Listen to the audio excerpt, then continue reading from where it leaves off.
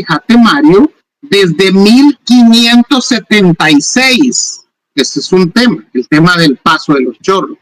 Y tiene que ver, fíjate bien, que eso era un paso de los indígenas y que era el paso más cercano entre antiguo Cuscatlán, que era Cuscatán, que era como el poblado más grande que tenían los Nahuatipil, con Sonsonate, que llegó a ser en la época colonial la provincia de San Salvador con el puerto de Acajutla. Entonces, aquí no había oro, pero había un oro negro, que era el cacao y el bálsamo, que eso daba grandes ganancias a los españoles. Entonces ellos vieron que la manera más fácil, más rápida, el camino más rápido estaba por los chorros. Entonces, pero ellos, los indígenas, lo pasaban a pie en tlameme. El tlameme es una especie de mochila que tenían y que usaban los indígenas. La usan todavía en Guatemala y en El Salvador. Quien quiera verlo, el tlameme puede venir a Guatajiagua, a Morazán, incluso a comprar su figura con el tlameme. En el Parque Central de Guatajiagua van a ver una escultura con un indígena con el tlameme. Entonces lo pasaban en fila. Fíjate, los chorros solo se podía pasar a pie, con mochila y en fila, uno detrás de otro. Entonces los españoles dijeron, miren, este paso es el más rápido. Vamos a ensancharlo, dijeron los españoles, para que puedan pasar caballos y también carretas jaladas por bueyes y mulas. Te estoy hablando de 1586. A partir de ahí, Mario, se empezó a joder esa zona, porque en aquel momento es comprensible que los españoles no supieran que ahí pasaba un río, porque ahí pasaba un río, que empezaba o llegaba hasta por Zapotitán, fíjate, y un río bastante caudaloso, según cuentan las crónicas de la época colonial. Y entonces ellos, al comenzar a ensanchar esa parte, comenzaron los derrumbes. A tal punto, Mario, que Fray Alonso Ponce le pone a esa parte, a ese paso, el Callejón de San Salvador. Y evitaban pasarlo, fíjate, en invierno, porque habían derrumbes y porque pasando por ahí había un barranco, o sea, un lado la montaña y el otro lado un barranco. Y como había derrumbes y había deslizamientos, las carretas con cargamentos se caían y se perdía la mercadería. Entonces trataban de pasar todo en verano para que en invierno solo pasar a caballo, ¿verdad? O pasar livianamente para evitar desbarrancarse, ¿verdad? Esa es la palabra, desbarrancarse en esa zona. Y se le llamó el paso, el Callejón de San Salvador. Los indígenas, Mario, decían que ese era un paso maldito. Y llegó un momento que el mismo Fray Alonso Ponce dijo, no, este paso es imposible. Y buscó otra entrada a San Salvador. ¿Cuál crees que fue? En vez de agarrar para los chorros, agarró para Nejapa. Llegó a Quesaltepeque, dio la vuelta por un pueblo que se llamaba Pocpan, que hoy ya no existe, y salió al redondel Integración para venir a meterse allí por La Gloria, por el redondel Chapicanal. O sea, es que es cierto, dio esa gran vuelta y vio que también por ahí se podía llegar a San Salvador. Entonces, el que descubrió todo eso, fíjate, se llama Fray Alonso Ponce. Vea, entonces era más largo, pero era más seguro. Entonces, esa zona se empezó a joder desde que el hombre español le metió mano y después el hombre moderno quiso ensancharla, porque por si no lo saben, ahí pasaba un río y ese río lo han soterrado.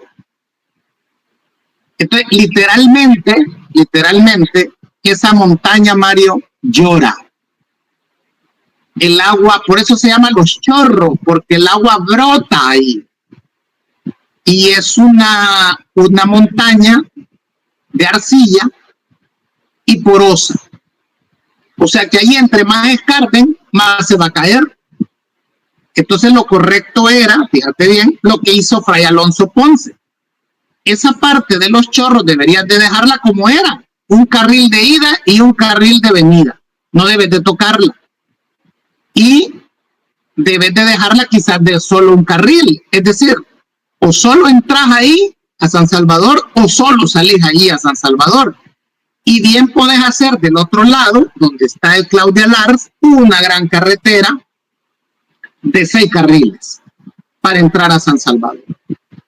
Porque lo que le va a pasar al gobierno ahí es que por querer someter a la naturaleza se va a gastar un montón de millones, tipo lo que hizo Tony Saca con la presa El Chaparral, que es que iba a costar $200 millones, 250, y ha terminado costando casi 1,000 millones. E incluso para nada, porque ya se arruinó, no generó la electricidad que dijeron que iba a generar, la electricidad ha subido un 20%, y entonces total, el Chaparral se ha gastado como 1,000 millones para nada. Entonces, se ha metido este gobierno en una obra faraónica que le va a pasar un gran costo al erario, primero porque va a ser bien difícil, te digo, ahí hay que botar toda esa montaña. Y lo peor es que, como todo eso es arcilla, también se te puede hundir la parte de abajo donde quieren ellos hacer el viaducto. O sea que se te pueden hundir a futuro esas columnas que van a sostener el viaducto del lado del barranco, que es lo que se supone que quieren sacar ahí. Entonces, si te fijas, esa falta, eso te lo estoy hablando en base a la historia, no en base a conocimientos, digamos, de ingeniería, porque no soy ingeniero, pero sí esa historia se le llamó el Callejón de San Salvador, era un paso peligroso de lodo. Después, en la época de la República, se le llamó la Cuesta del Guarumal y ahora se le llama Los Chorros. Entonces, es una cosa complicada, es histórico, pues, desde 1587. Fíjate. Entonces, porque los indígenas lo usaban, pero a pie. O sea, esa zona está pensada para pasarla a pie, no para pasarla a caballo, no para pasarla en carreta, y no para que sea un gran tráfico de entrada y salida como lo es para San Salvador. Claro. Entonces, todo eso, Mario, como ves que el gobierno abre, cierra los chorros, te hace notar que no tienen un plan. O sea, que ellos dicen que son jugadas maestras las que hacen, pero en realidad no pueden tener una contención con el tema de los chorros. ¿Verdad? Y el ministro de Obras Públicas está sufriendo todo el desgaste de eso. Porque fíjate, más importante para los salvadoreños que la droga de Panamá, más importante para los salvadoreños que el 12% del salario, más importante que no le cobres renta a salarios de más de $550, es el paso de los chorros. Vea, porque eso ha colapsado San Salvador. Entonces, esa efectividad de que puede contener la delincuencia y las maras, y que esa efectividad que es el país más seguro de América Latina o del mundo, no pueden tener la misma efectividad con ese paso vehicular. Porque claro, me imagino que con la montaña no pueden hacer pacto de que le van a pagar para que ya no se derrumbe, ¿verdad? Entonces la naturaleza se resiste, lleva centurias resistiéndose esa montaña. Bukele promete, como buen faraón, que va a hacer que la montaña se doblegue, ¿verdad? Entonces eso vamos a ver quién gana. Hasta ahorita nadie le ha ganado a la montaña. Entonces, es más, en el terremoto de 2001, Paco Flores, el gobierno quiso resolver ese problema, pero cuando van descubriendo, incluso con Japón, pero cuando van descubriendo que incluso allí había un río soterrado, imagínate, un río soterrado, un río que comenzaba ya por Zapotitán. que está en las crónicas de los españoles, está que había un río. Ya no lo vemos, ¿va? No. Pero pues sí, pero en las crónicas está que había un río. Incluso a propósito Entonces, de esa es una situación que se veía una cascada. Me recuerdo yo que más de alguna vez nosotros pasamos ahí y se lograban ver algunas por eso se hizo el balneario ahí. Por eso se hizo el balneario Los Chorros. ¿Verdad? Por eso se hizo el balneario Los Chorros.